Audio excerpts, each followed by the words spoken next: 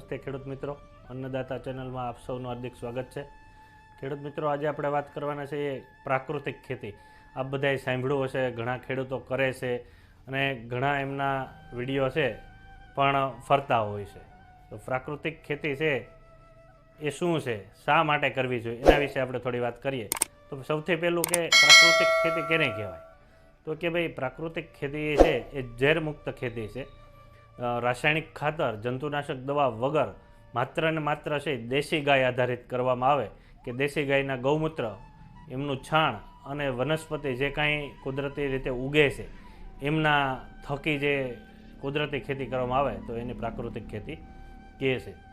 હવે આપણે પહેલો પ્રશ્ન એ થાય કે શા માટે પ્રાકૃતિક ખેતી કરવી જોઈએ, કેમ અત્યારે આ બધું લોકો એમની તરફ વળે છે કે અલગ અલગ અખતરાઓ થાય છે?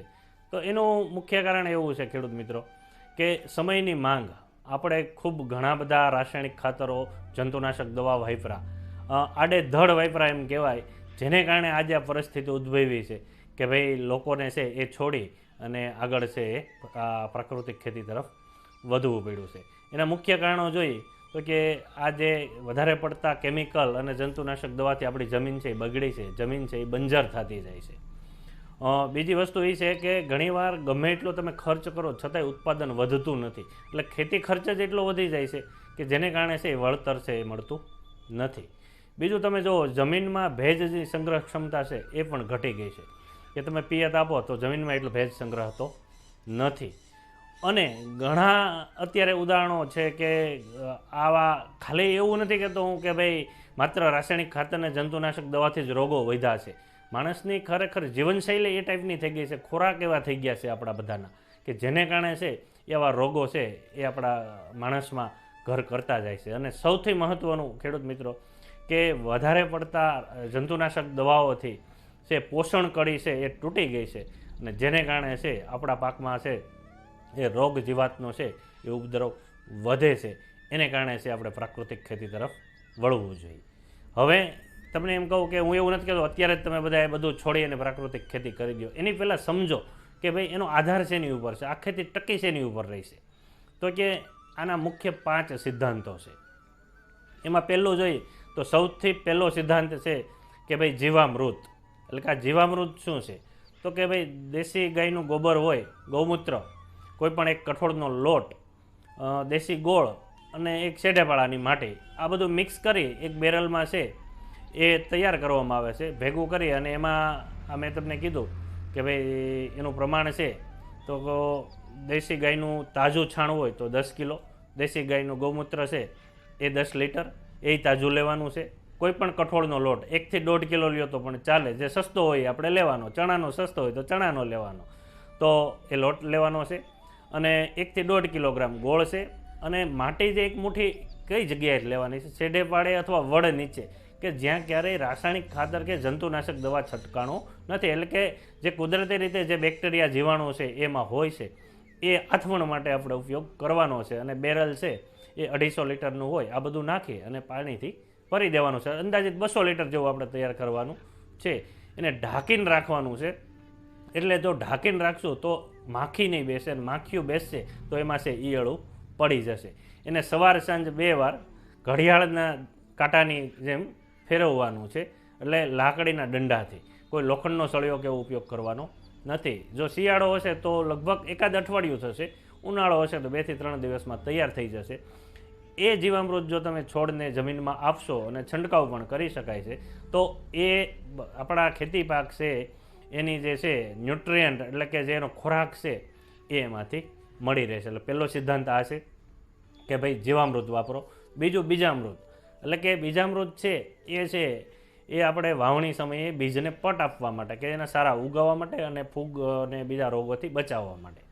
ત્રીજો જે છે એ આચ્છાદન, એટલે કે જે આપણે મલ્ચિંગ કહીએ છીએ, ખેતીનો જે કાંઈ કચરો વધે છે એને નાખી નથી દેવાનો કે બાળી નથી દેવાનો। દાખલા તરીકે ઘઉં હમણાં કાપશે તો એનું કુવળ વધશે, એ છે એ પાટલાની વચમાં પાથરી દેવાનું છે, એટલે કે ભેજ સંગ્રહ ક્ષમતા જમીનની વધશે, બરાબર? આ એનું મુખ્ય કામ છે। અને બીજું કે જુદા જુદા જે કાંઈ ખડ કે બીજા વીડ છે એ ઉગશે નહીં, અથવા તો ઓછા ઉગશે।